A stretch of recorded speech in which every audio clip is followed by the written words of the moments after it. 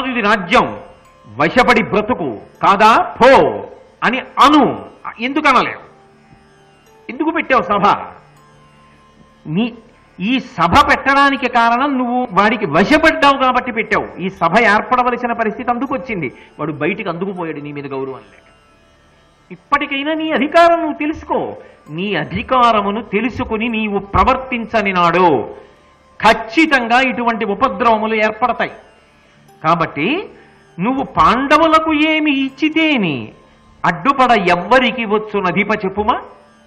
అసలు అడ్డపడగలిగినటువంటి వాడు ఎవడున్నాడయా? ఎవడికి ధైర్యం, ఎవడికి అధికారం? దుర్యోధనుడు ఎవడు అడ్డుపడ్డానికి? తోషవతల పారాయి బయటికి మాట్లాడితే. అధికారం నీది, ఉపయోగించుకోకపోవడం నీ తప్పు, వాడికి వశపడడం నీ తప్పు, కొడుకుని అవినీతి పరుడుగా తయారు చేసుకోవడం నీ తప్పు. ఇప్పుడు నన్ను పిలిచావా సభలోకి కొడుకుని వెనక్కి తెమ్మని? ఇప్పుడు నీ మర్యాద వరకు పోలేదు, కురుసభ గౌరవమే నశించిపోయింది.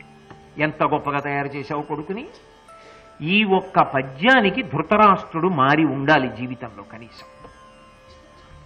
అంటే తండ్రి పోలికే కొడుకుది. ఆ పద్యానికి మారనివాడు ఇక జీవితంలో వ్యాసుడు చెప్తే మారతాడా, నారదుడు చెప్తే మారతాడా? అందుకే తండ్రి మారలా, కొడుకు మారలా. ఏమైందంటే చిట్ట చివరికి దుఃఖం ఒక్కటే మిగిలింది.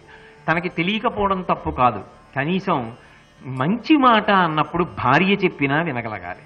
ఆ వినగలిగిన లక్షణం లేకపోతే, మనసుకి ఆర్ద్రత లేకపోతే వాడు జీవితంలో ఎప్పటికీ వృద్ధిలోకి రాలేడు. అందుకే ఈ మాట చెప్పి ఆమె కొడుకుని పిలిచింది. అనువాదం దగ్గరికి వచ్చేటప్పటికి కవిత్రయం ఒక అద్భుతమైన ప్రయోగం చేశారు. దీర్ఘోపన్యాసం కొడుకుతో ఏం మాట్లాడింది అన్న విషయాన్ని అంతటినీ పెద్ద వచనంలో కానీ పద్యాల్లో కానీ చెప్పకుండా చాలా అందంగా చిన్న చిన్న ముక్కలతో, అంటే చూడండి, అమ్మ చెప్పిన పాఠం తొందరగా అర్థమైపోతుంది.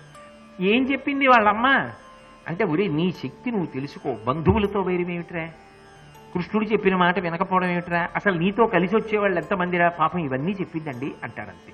అందుకే సహజత్వానికి దగ్గరగా కవిత్రయం అలాగే అనువాదం చేశారు.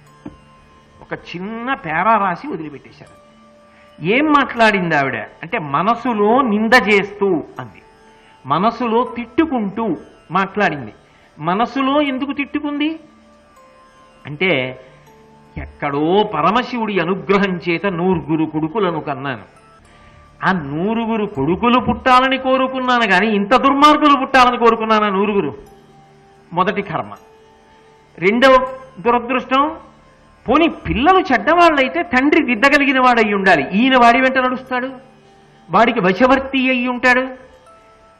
ఇక ఇప్పుడు వినకపోతే, తండ్రి కొడుకు ఇప్పుడు మారకపోతే ఇక ఆ తర్వాత చెప్పడానికి వినడానికి మనుషులు మిగిలే అవకాశం లేదు. అంత ప్రమాదానికి వెళ్ళిపోతోంది. ఈ మూర్ఖత్వం ఏమిటి? అది ఆవిడ ఆక్రోశం, అందుకు తిట్టుకుంటోంది. ఏ తల్లికి ఉండదండి ఈ బాధ. ఇక చిట్ట చివరి స్థితికి వచ్చేసింది. ఇక రాయబారాలు ఉండవు, ఇక చెప్పడాలు ఉండవు, ఇక యుద్ధ భూమిలోనే కలుసుకోవడం. కలుసుకున్న తర్వాత ఆవిడ ఏం చూడవలసి వస్తుందో, ఎటువంటి స్థితిని చూడవలసి వస్తుందో. వీణ్ణి ఇలా తయారు చేశాడే ఈ భర్త, ఇప్పటికి వినడే. ఆవిడికి ఎంత బాధగా ఉంటుంది నిజంగా. అందుకుని మనసులో తిట్టుకుంటూ మొదట ధర్మం గురించి చెప్పింది. ఒరే, ధర్మం అన్నది నీ వద్ద లేనప్పుడు నీ వెనక 11 అక్షౌహిణీలున్నా గెలవవు. పాండవుల వెనక 7 అక్షౌహిణీలు కాదు, వాళ్ళు 5 గెలుస్తారు. ధర్మం ఎక్కడుంటుందో అక్కడ ఈశ్వర కృప ఉంటుంది. ఈశ్వర కృప ఎక్కడుంటుందో అక్కడ గెలుస్తారన్నది నిర్వివాదాంశమైన అంశం. ఎందుకురా ధర్మాన్ని విడిచిపెడతావు? ధర్మాన్ని విడిచిపెట్టి సుఖపడలేవు. నువ్వు సుఖపడదామనుకున్నా ఒకసారి ధర్మాన్ని విడిచిపెట్టిన తరువాత కౌగిలించుకునేది దుఃఖాన్ని మాత్రమే. ఎందుకనంటే పగయగల్గనేని పామున్న ఇంటిలో అంటారు. అలా పాముని తీసుకొచ్చి ఇంట్లో విడిచిపెట్టి సంతోషంగా బతుకుదామంటే ఎలా బతుకుతావు? ధర్మాన్ని వదిలిపెట్టేసి సంతోషంగా ఉంటానంటే ఎలా ఉంటావు? ఉండలేవు. కాబట్టి ధర్మాన్ని పట్టుకో. ధర్మం గురించి మాట్లాడింది, రాజనీతి మాట్లాడింది. ఇప్పుడు కనీసం ఒక్క విషయం తెలుసుకోరా, శత్రువులు బలవంతులు, పైగా నీ వైపు ఉన్నారన్నవారు ఎంతవరకు నీ వరకు నిలబడి నీ గెలుపు కొరకు వాళ్ళు పోరాటం చేస్తారో తెలియదు. ఆవిడన్న మాట సత్యం. ఒకప్పుడు ధర్మం కోసం భీష్మాచార్యుల వారు ధర్మరాజు గారికి తాను ఎలా చచ్చిపోతారో చెప్పేశాడు. అందుకని నీ వైపు ఎంతమంది ఉంటారు? అన్నిటికన్నా బంధువుల విషయం ఆలోచించు. ఎందుకో తెలుసా? రేపొద్దున్న ఇంతమంది మరణిస్తే చచ్చిపోయిన వాళ్ళ తరపున మిగిలిపోయే వాళ్ళు ఎవరంటే భార్యలు, విధవలు మిగిలిపోతారు. వాళ్ళు వైధవ్యం పొంది ఒక్క నీచుడి యొక్క మూర్ఖత్వానికి ఇంతమంది మీ విధవలమయ్యామని తిడతారు. ఆ మాట పడకురా. ఒక్క దౌర్భాగ్యుడు పుట్టి భారత యుద్ధం జరిగిందంటారా? జనమేజయుడి ప్రశ్న అదే కదా భారతం వినడానికి. వ్యాసుల వారు పెద్దవారు మీరున్నారు, భీష్మాచార్యుల వారు ఉన్నారు, రాజ్యం పంచగలిగిన వారు ఉన్నారు, అయినా ఎందుకు కొట్టుకున్నారని అడిగాడు. అడిగాడా లేదా? తర్వాత తరాల్లో బంధువులు అడుగుతారా? నా మాట వినరా? వద్దు, అటువంటి పని చేయకు. నీ శక్తి నువ్వు తెలుసుకో. నీ శక్తి చాలా ఉందనుకుంటున్నావు, కానీ భీముడు ముందు నిలబడలేవు. కర్ణుడు నీ వైపు ఉన్నాడు అనుకుంటున్నావు, కానీ కర్ణుడికి చాలా శాపాలున్నాయి. ఇవన్నీ చెప్పారని చెప్పారా కవిత్రయం? చిన్న చిన్న ముక్కల ద్వారా తల్లి ఎంత అనునయంగా మాట్లాడిందో, ఎంత ఆర్తితో మాట్లాడిందో. అమ్మ నాడు పొందిన పరివేదనకి ఆర్తితో అనునయంతో గాంధారి చేసిన ప్రసంగాన్ని వ్రాయవలసి వస్తే అదొక్కటే కొన్ని వేల పుటలైపోతుందని మాట్లాడకుండా ఈ ముక్కలు చెప్తే పట్టుకోగలిగినటువంటి సంస్కారము లేనివారు కాదు నా తెలుగు ప్రజలు. చిన్న ముక్కలు చెప్తే వాళ్ళ అమ్మ హృదయాన్ని అర్థం చేసుకోగలరా? అంతే చెప్పారు కవిత్రయం. అది కవిత్రయం యొక్క గొప్ప, ఆ అనువాదానికి ఉన్న గొప్ప. కాబట్టి వంశ పెద్దల మనోవైఖరిని గమనించు. భీష్ముడున్నాడు, గురువుగారు ద్రోణాచార్యుల వారు ఉన్నారు. వాళ్ళ మనోవైఖరి ఏమిటి? స్పష్టంగా చెప్తున్నారు, సంధి చేసుకో, సంధి చేసుకో, సంధి చేసుకో. ఇంతమంది మాట కాదని ఒక్కడివి ఒక మాట ఎందుకురా పట్టు కూర్చుంటావు? వద్దు. పాండవుల శక్తి సామర్థ్యాలు కూడా ఆలోచించు. దివ్యాస్త్ర సంపన్నుడు అర్జునుడు, ధర్మరాజు గారు సాక్షాత్తు ధర్మమూర్తి. ఎందుకురా వాళ్ళతో నీకు యుద్ధం? అన్నిటినీ మించి వాళ్ళు విశేషమైనటువంటి ధార్మిక నిష్ఠా తత్పరులు. వాళ్ళ జోలికి వెళ్ళకు. ఎన్నో హితవాక్యాలను లాలించి బుజ్జగించి మాట్లాడింది. ఆవిడికి తెలుసు వాడు వినడని. మరి ఎందుకు మాట్లాడింది? అది భారతదేశంలో గొప్పతనం. కర్తవ్యం అని ఒక మాట ఉంటుంది. బాధ్యత వేరు, కర్తవ్యం వేరు. బాధ్యత అన్న మాట వాడుకుంటున్నవాడు ధృతరాష్ట్రుడు, కర్తవ్యం అన్న మాట వాడుకుంటున్నది గాంధారి. కర్తవ్యం నా వైపు నుంచి ఉంటుంది. నేను చెయ్యవలసినది చేస్తున్నానా? రాముడంతటి వాడు నరుడిగా వస్తే నిద్రపోతున్నాడు, తెల్లవారిపోతాడు. విశ్వామిత్రుడి పని ఏమిటి? చెప్పడం ఒకటే, తాను చెప్పాలి. కుర్రడా నిద్రలేచి సూర్యోదయం అవుతోంది, సంధ్యావందనం చెయ్యి. చేయకపోతే రాముడు నా మాట వినలేదండని వేళ్లు విరుచుకోకూడదు. ఊరుకుని మధ్యాహ్నం చెప్తాడు, మాధ్యాహ్నిక సంధ్య చెయ్యి అంటాడు. రేపు చెప్తాడు. చెప్పడం ఒకటే తన కర్తవ్యం. ఎంతమంది చేశారు ఆయనకు అనవసరం. తను చెప్పడం చెప్పుకెళ్ళిపోతూ ఉంటాడంతే. కర్తవ్యం నా వైపు నుంచి ఉంటుంది. బాధ్యత అన్నాను అనుకోండి, వాడు నేను అనుకున్నట్టు అయిపోయాడా లేదా? రాజ్యం అంతా దుర్యోధనుడికి తెచ్చి ఇచ్చేసానా లేదా? వాడు పరిపాలకుడు అయిపోయాడా లేదా? ఐశ్వర్యవంతుడు అయిపోయాడా లేదా? పాండవులు చచ్చిపోయారా లేదా? గుడ్డి ఆయన ఏం చేస్తాడు? ఎందుకు వచ్చిన బాధ్యత? ఏం చేసింది ఆఖరికి? అది కర్తవ్యం అంటే తన వైపు నుంచి చేస్తాడు. అందుకే తాను చెయ్యవలసినది చేసి తాను సంతోషంగా వెళ్ళిపోతాడు, మేఘం కురిసి వెళ్ళిపోయినట్టు. కౌసల్యా సుప్రజారామ పూర్వా సంధ్యా ప్రవర్తతే ఉత్తిష్ట నరశార్దూల కర్తవ్యం దైవమాన్నికం. కర్తవ్యం ఎక్కడ చూడండి కర్తవ్యం అన్న మాట వాడతారు, కానీ కావ్య పురాణాలలో బాధ్యత అన్న మాట వాడరు. ఎందుకు వాడరో తెలుసా? కర్తవ్యం ధర్మం తన వైపు నుంచి ఉంటుంది. నా కర్తవ్యం నేను చేశానా? కర్తవ్యం అంటే నేను చేయవలసినది, అది చేశానా లేదా? అక్కడతో అయిపోయిందంటే. నేను చేయవలసింది చేశాను, వాడు అందుకోలేకపోయాడు, వాడి కర్మ అంతే. ఇక నేను నిందా చేయకూడదు, చేస్తే పొగడకూడదు, నేను దానికి కారణం అనుకోకూడదు.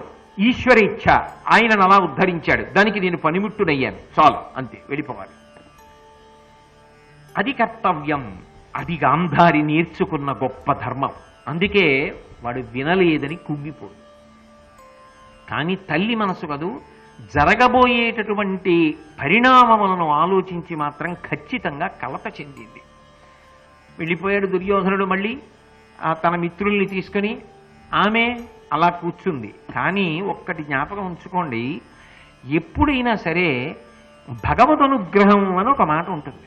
ఆ అనుగ్రహం ఉందనుకోండి, ఎంత పెద్ద ఆపద నుంచైనా ఆయన తప్పిస్తాడు. ఆపదామపహర్తారం దాతారం సర్వసంపదాం లోకాభిరామం శ్రీరామం భూయో భూయో నమామ్యహం.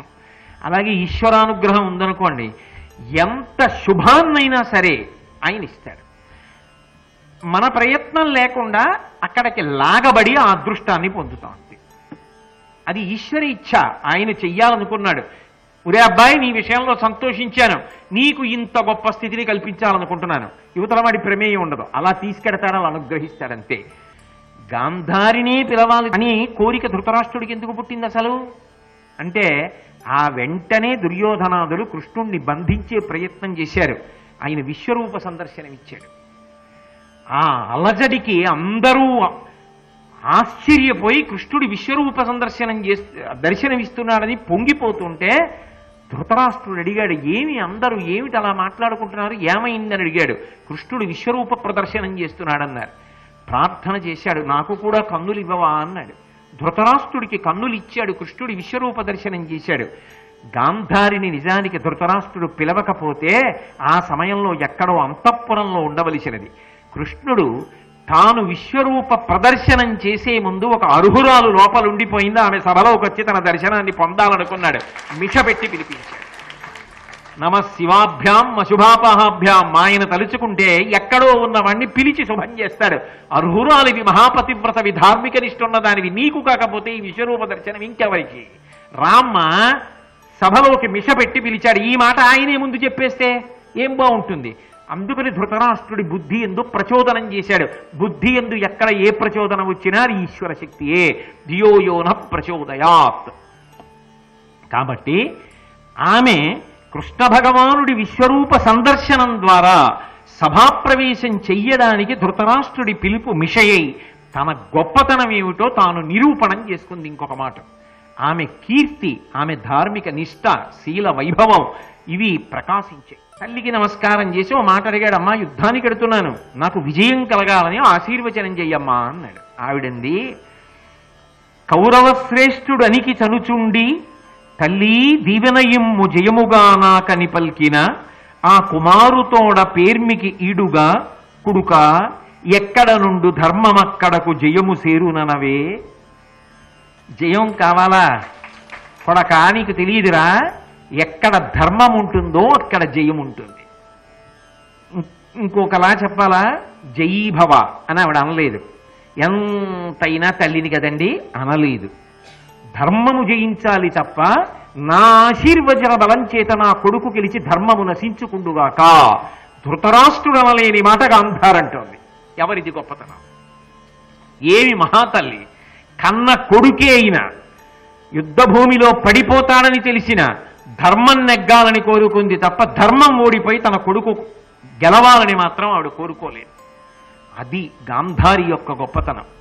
అటువంటి తల్లి తరువాతి కాలంలో ఇంది స్త్రీ పర్వం దగ్గరికి వచ్చేటప్పటికీ దుర్యోధనాదులందరూ కూడా మడిసిపోయారు. ఆమె కూడా యుద్ధభూమిలో ఉన్నటువంటి శవాలనన్నిటినీ చూడడం కోసమని బయలుదేరి వెడుతోంది. మధ్యలో కృపాచార్యుల వారు కనబడ్డాడు. కనపడి, దుర్యోధనుడు మడిసిపోయాడు, 9 సోదరులు మరణించారు, కురువీరులందరూ మరణించారు, అశ్వత్థామ, నేను, కృతవర్మ ముగ్గురం కలిసి పాండవుల యొక్క సంతానమైన ఉపపాండవుల్ని, ద్రుపద మహారాజు గారి యొక్క కొడుకైన దృష్టద్యుమ్నుణ్ణి, మిగిలినటువంటి కొంతమంది వీరుల్ని సంహరించాం. కానీ అక్కడ పాండవులు లేరు. తెల్లవారిన తర్వాత పాండవులకి ఈ విషయం తెలిసి పట్టుకుంటారేమోనని భయపడి పారిపోతున్నామమ్మా. భీముడు అధర్మమైన యుద్ధం చేసి తొడలు విరగ్గొట్టి దుర్యోధనుణ్ణి పడిపోయేటట్టు చేశాడు అన్నాడు. ఇది ఆవిడ మనసులో నాటుకుంది. ఇప్పుడు ఆవిడ యుద్ధభూమికి ఎడుతోంది చూడ్డానికి. వెడుతున్నటువంటి సమయంలో అకస్మాత్తుగా ఈ విషయం పాండవులకు తెలిసింది. ధృతరాష్ట్రుడు, గాంధారి ఇద్దరు వస్తున్నారు అని. గబగబా పాండవులు ఎదురొచ్చారు. అయ్యో, పెదనాన్న పెద్దమ్మ వస్తున్నారు, మనం నమస్కరించాలని వచ్చి ధృతరాష్ట్రుడికి నమస్కరించారు. ఇది వేదవ్యాసుడి గురించి చెప్పినప్పుడు మీకు చెప్పా. భీముణ్ణి కౌగిలించుకు చంపాలనుకోవడం, ఇనప భీముణ్ణి కృష్ణ భగవానుడు ముందుకు తొయ్యడం, ధృతరాష్ట్రుడు కౌగిలించుకుని దొంగేడు పేడవడం, కాదులే అసలు భీముడు బతికున్నాడని ధృతరాష్ట్రుడికి కృష్ణ పరమాత్మ చెప్పడం, తాను సిగ్గుపడడం, ఇవన్నీ మనవి చేశాను. గాంధారి దగ్గరికి వెళ్ళి ఈ పాండవులు 5 నమస్కారం చేశారు. నమస్కారం చెయ్యగానే ఆవిడికి తన కొడుకు మరణించిన విషయం గుర్తొచ్చింది. కృపాచార్యుల వారు చెప్పున్నారు కదా ముందు, ఎప్పుడైతే తన కొడుకు మరణించాడన్న విషయం, తన కడుపున పుట్టిన 9 మరణించారన్న విషయం ఆవిడికి స్ఫురణలోకి వచ్చిందో ఆవిడ ఆగ్రహం కట్టలు తెంచుకుంది, ధర్మరాజుని శపించాలను. ఆవిడ మనసులో ధర్మరాజుని శపించాలని సంకల్పం చెయ్యగానే వ్యాస భగవానుడికి తెలిసింది. త్రికాల వీధి ఆయనకి తెలియందే ఉంది. ధర్మ సంరక్షకుడు మహానుభావుడు పరుగు పరుగున వచ్చాడు. వచ్చి ఒక్క మాట, అద్భుతమైన మాట వాడాడు.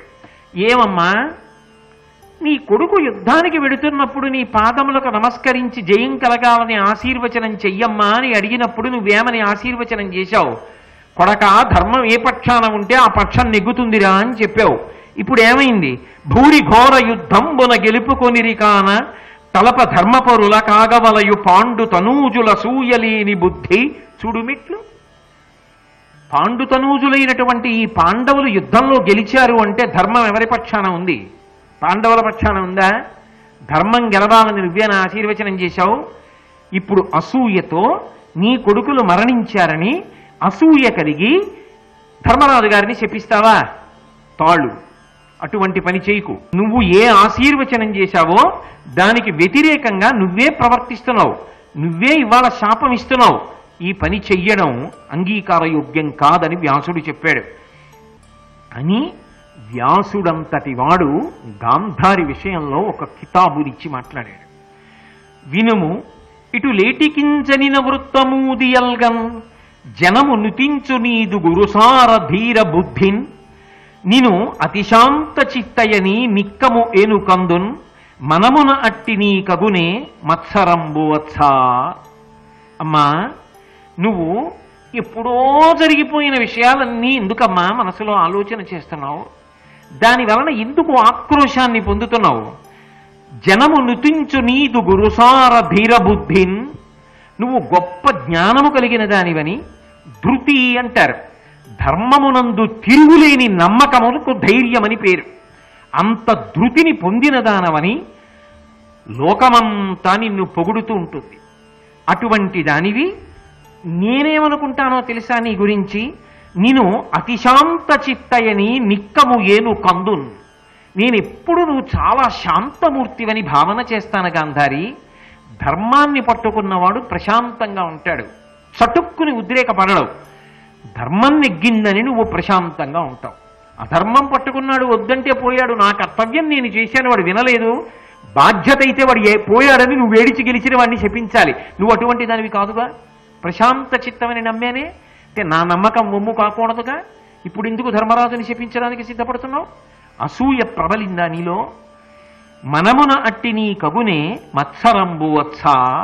అసూయ కలగచ్చా? అసూయ అన్నది కాని మనిషి మనసులోకి ప్రవేశించిందా ఉచితానుచితములు మరిచిపోయి చాలా దారుణంగా ప్రవర్తిస్తారు కదా. ఇంతటి దుర్మార్గమైన గుణం ఈ అసూయ నీలో ఎలా ప్రవేశించింది?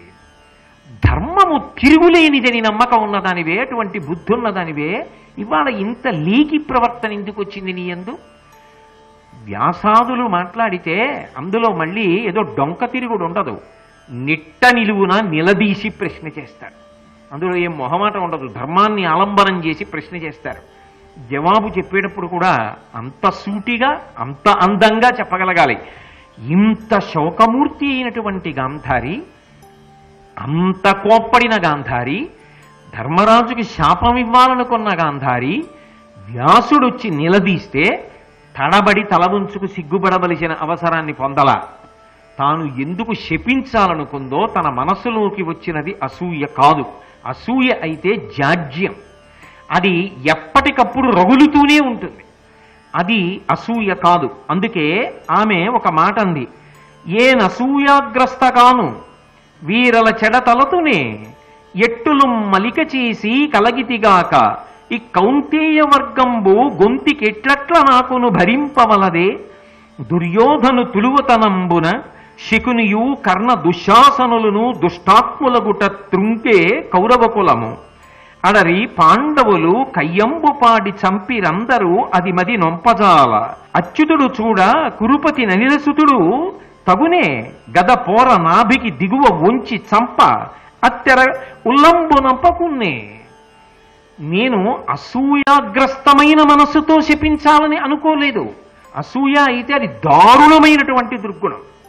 నాకు కోపం వచ్చింది, దుఃఖం వచ్చి. కోపం రావడానికి కారణం దుఃఖం. దుఃఖం ఎందుకు వచ్చింది? అంత శోకము నాకెందుకు కలిగిందంటావా వ్యాస భగవానుడా? నీకు చెప్తాను జవాబు. నేను అసూయాగ్రస్తను మాత్రం కాదు.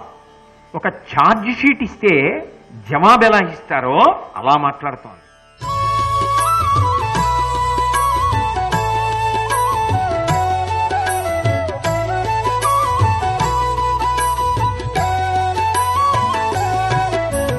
సర్వం శ్రీ ఉమామహేశ్వర పరబ్రహ్మార్పణమస్తు.